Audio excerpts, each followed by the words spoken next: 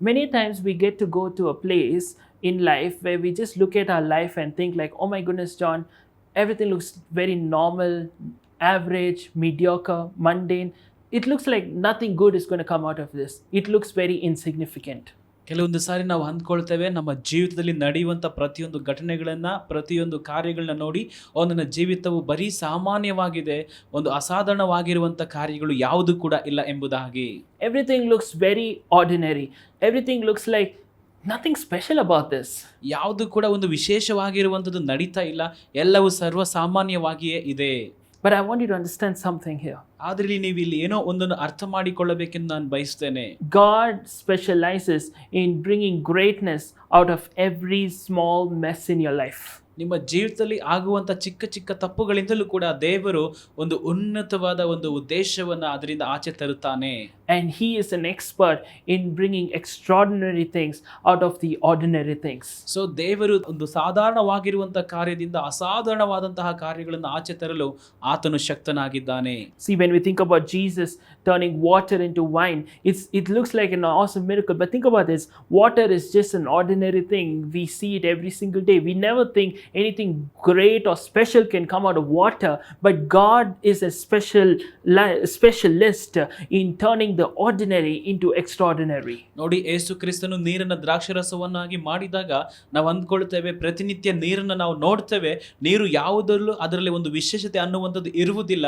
But ಆದರೆ ಸಾಧಾರಣವಾದ ನೀರನ್ನ ಯೇಸು ಕ್ರಿಸ್ತನು ಅದನ್ನು ದ್ರಾಕ್ಷರಸವನ್ನಾಗಿ ಅಸಾಧಾರಣವಾಗಿ ಅದನ್ನು ಮಾಡುತ್ತಾನೆ. Or even when we think about in the scripture talking about Joseph going to give food to his brothers, it's such an insignificant thing.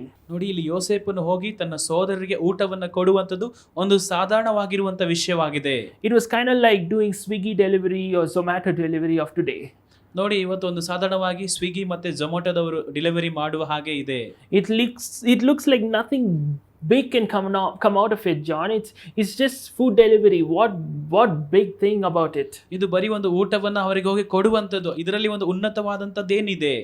But you see, Joseph's journey started when he went to give food to his brothers, and at the end of the story, he ended up giving food to nations of the world affected by the famine. So ಅದ ನಂತರ ನಾವು ನೋಡ್ತೇವೆ, ಯೋಸೇಫನ ಒಂದು ಜೀವನವು ಅವರ ಅಣ್ಣಂದಿರಿಗೆ ಊಟ ಕೊಡುವುದರ ಮೂಲಕವಾಗಿ ಪ್ರಾರಂಭವಾಗಿ ಅದ ನಂತರ ಇಡೀ ದೇಶಕ್ಕೆ ಅವನು ಊಟ ಕೊಡುವಂತೆ ಅದು ಮುಗಿತದೆ.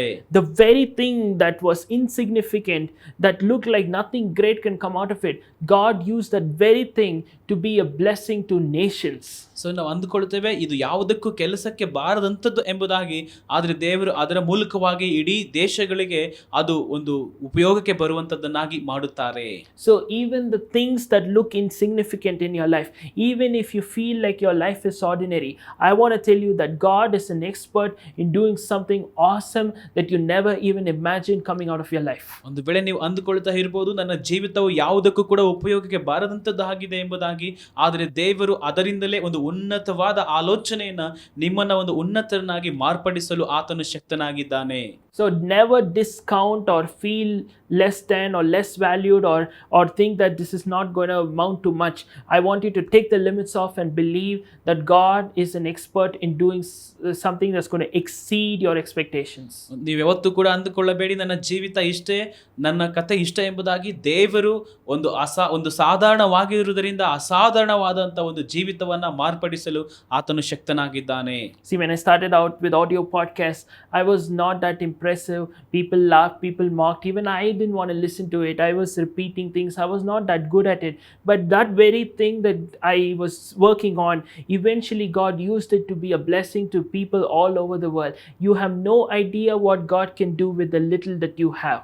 ನಾನು ಕೂಡ ಪ್ರಾರಂಭಿಸಿದಾಗ ಅನೇಕರು ನನ್ನನ್ನು ನೋಡಿ ನಕ್ಕರು, ಅವಹೇಳನ ಮಾಡಿದರು. ಆದರೆ ನಾನು ನಿಲ್ಲಿಸಲಿಲ್ಲ. ನಾನು ದೇವರ ಮೇಲೆ ಭರವಸೆ ಇಟ್ಟು ಮುಂದಕ್ಕೆ ಸಾಗಿದೆ. ಇವತ್ತು ಲಕ್ಷಾಂತರ ಜನರಿಗೆ ಈ ಒಂದು ಕಾರ್ಯಕ್ರಮವು ಆಶೀರ್ವಾದವಾಗಿದೆ.